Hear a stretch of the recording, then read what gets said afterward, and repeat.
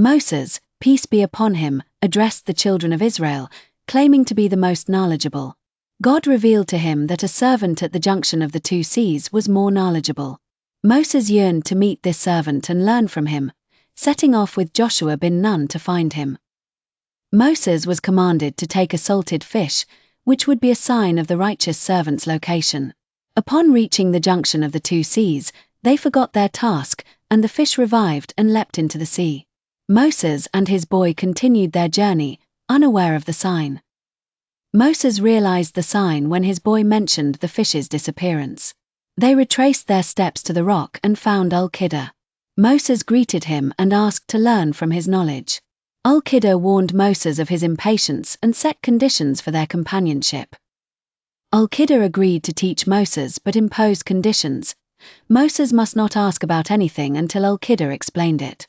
They embarked on a journey, encountering 3 events that tested Moses' patience: damaging a ship, killing a boy, and rebuilding a wall. Moses objected to Al-Khidr's actions, questioning the damage to the ship, the killing of the boy, and the rebuilding of the wall without reward. Al-Khidr reminded Moses of the conditions and prepared to explain the wisdom behind each action. Al-Khidr explained the ship belonged to poor people, and damaging it prevented a king from seizing it. The boy was a disbeliever, and his death spared his parents from future oppression. The wall hid a treasure for orphans, and rebuilding it protected their inheritance. Al-Khidr attributed his actions to Allah's command, revealing the divine wisdom behind events that seemed unjust. The story teaches humility in seeking knowledge, patience in learning, and submission to God's decree, trusting His wisdom even when it's hidden.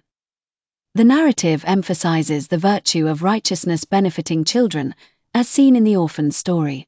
It highlights the types of knowledge, apparent and hidden, granted by Allah to His chosen servants.